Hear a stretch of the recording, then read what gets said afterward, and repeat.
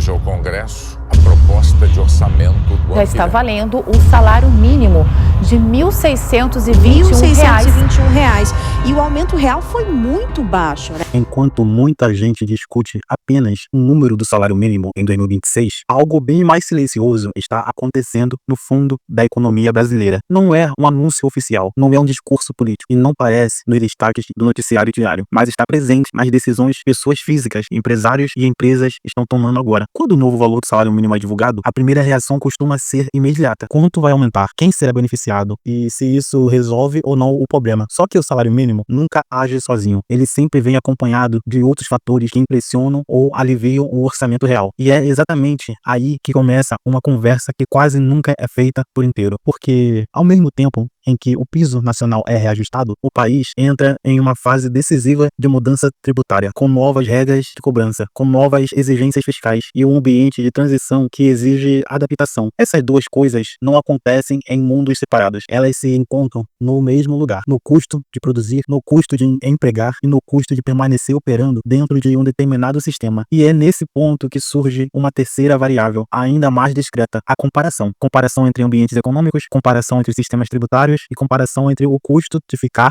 e o custo de mudar. Não estamos falando de fuga em massa, nem de colapso, nem de decisões impossíveis. Estamos falando de cálculo. Empresas não tomam decisões baseadas em manchetes, tomam decisões baseadas em previsibilidade. Famílias não mudam de países por modismo. Elas mudam quando percebem que o esforço não está gerando o retorno esperado. E, pouco a pouco, esse tipo de raciocínio começa a aparecer com mais frequência. 2026 não surge apenas como um ano no calendário. Quando se fala em salário mínimo, a discussão quase sempre começa e termina no número, mas o número, sozinho, nunca explica o impacto real. O fato objetivo é simples. Em 2026, o salário mínimo passa a ser reajustado para 1.621, conforme definido em norma oficial. Esse valor entra em vigor a partir de janeiro, com efeitos práticos aparecendo nos pagamentos realizados a partir de fevereiro, tanto para trabalhadores formais quanto para benefício vinculado ao piso nacional. Até aqui, não há interpretação, há apenas um dado legal. O que muda, e de verdade, começa quando esse valor encontra a vida real. O salário mínimo cumpre duas funções simultâneas no Brasil. A primeira é óbvia. Ele estabelece o piso de remuneração para milhões de trabalhadores. A segunda é menos discutida, mas igualmente relevante. Ele serve como referência direta ou indireta para uma série de benefícios, contratos e obrigações. Quando o mínimo sobe, não sobe apenas o salário de quem recebe exatamente esse valor. Sobe também aposentadorias atreladas ao piso, pensões, benefícios assistenciais e uma cadeia inteira de pagamentos que usam o mínimo como base de cálculo. Isso significa que o reajuste de 2026 tem alcance amplo, inclusive sobre pessoas que não estão mais no mercado de trabalho ativo. Até aqui, o efeito é positivo do ponto de vista nominal, mais renda entrando no sistema, mais dinheiro circulando. No entanto, o impacto real não pode ser medido apenas pela entrada. Ela precisa ser comparado com a saída. É aqui que a análise começa a exigir mais cuidado. O aumento do salário mínimo representa um acréscimo mensal bruto, mas o poder de compra desse acréscimo depende de variáveis que não estão sob o controle direto do salário mínimo. Alimentação, energia elétrica, combustíveis, aluguel e transporte público. Esses itens não obedecem automaticamente ao reajuste de piso nacional. Em muitos casos, eles seguem dinâmicas próprias. Mercado, custo logístico, impostos, tarifas públicas. Isso cria uma diferença importante entre ganho nominal e ganho real. Ganho nominal é o valor que entra. Já o ganho real é o que sobra depois que as despesas básicas são pagas. É possível, portanto, que uma pessoa receba mais em 2026 e ainda assim sinta pouca diferença prática no final do mês. Isso não invalida o reajuste, mas impede que ele seja interpretado como solução completa. Outro ponto pouco discutido é o impacto indireto do salário mínimo sobre o custo de empregar. Empresas que mantêm grande parte de sua folha atrelada ao piso precisam observar esse aumento de alguma forma. Algumas conseguem compensar com ganhos de produtividade. Outros repassam parte do custo para os preços. Outros reavaliam contratações futuras. Essas decisões não são ideológicas, são contábeis. E elas acontecem principalmente em setores intensivos em mão de obra, comércio, serviços e indústria leve. Isso significa que o salário mínimo, ao mesmo tempo em que protege a renda básica, também pressiona estruturas produtivas mais sensíveis. Esse equilíbrio sempre foi delicado no Brasil. E em 2026, ele acontece em um contexto ainda mais complexo, o de transição tributária.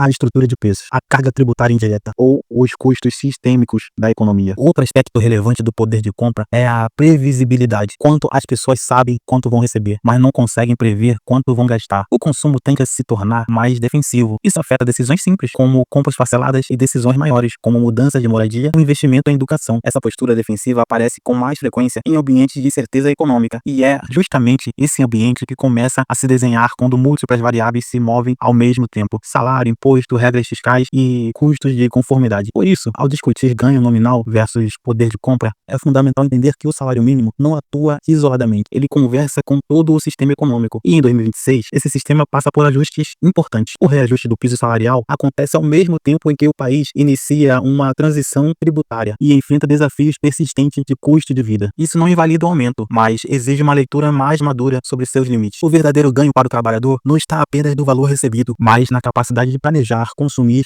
e viver com previsibilidade. Quando essa previsibilidade é baixa, o poder de compra se fragiliza, mesmo com renda maior. É exatamente por isso que a discussão sobre salário mínimo não pode ser encerrada no anúncio do valor. Ela precisa avançar para a análise do ambiente econômico em que o salário será utilizado. E é nesse ponto que a conversa começa a se deslocar naturalmente para os fatores que influenciam preços, custos e decisões produtivas. Quando se fala em impostos no Brasil, a tendência é simplificar demais. Ou se diz que vai aumentar tudo, ou se diz que nada muda. Nenhuma dessas leituras é correta. O que começa a acontecer a partir de 2026 não é a ruptura imediata, mas o início de uma transição. E transições, por definição, geram incerteza operacional. O Brasil entra, a partir de 2026, na fase prática da chamada reforma da tributação sobre o consumo. Essa reforma foi discutida por anos, aprovada em etapas e desenhada para ser implementada de forma gradual, passo a passo. Isso é importante frisar logo no início. 2026 não é o ano em que tudo vai mudar de uma só vez. É o ano em que as novas engrenagens começam a girar. O modelo que passa a ser implantado é conhecido como IVA dual. Na prática, ele substitui um conjunto de tributos atuais por dois novos pilares: a CBS de competência federal ou IBS de competência compartilhada entre estados e municípios. Esses dois tributos juntos passam a formar a base do novo sistema de tributação sobre bens e serviços. Até aqui, isso ainda soa abstrato para a maioria das pessoas. O impacto real aparece quando se observa como essa mudança começa a se manifestar no dia a dia. Em 2026, empresas passam a conviver com um período de convivência entre sistemas. O modelo antigo ainda não desaparece por completo, mas o novo passa a exigir adaptação. Isso significa que a mudança não é apenas conceitual, ela é operacional. Uma das alterações mais concretas é a exigência de adequação dos documentos fiscais. Notas fiscais eletrônicas passam a exigir novos campos, destaques específicos da CBS e do IBS, ajuste em sistemas de emissão, contabilidade e controle. Para o cidadão comum, isso pode parecer detalhe técnico, mas para empresas, especialmente pequenas e médias, isso representa custos e reorganização. Sistemas de gestões precisam ser atualizados, contadores precisam se capacitar para o novo modelo, empresas precisam revisar contratos, preços e margens. Nada disso acontece de forma instantânea ou gratuita. Outro ponto relevante é a mudança na lógica da tributação. O sistema atual brasileiro é conhecido por ser fragmentado, cumulativo e complexo. O novo modelo busca simplificar, mas essa simplificação vem acompanhada de um período de aprendizado. Durante a transição, empresas precisam lidar com regras antigas ainda válidas, regras novas em fase de teste e orientações técnicas que evoluem ao longo do tempo.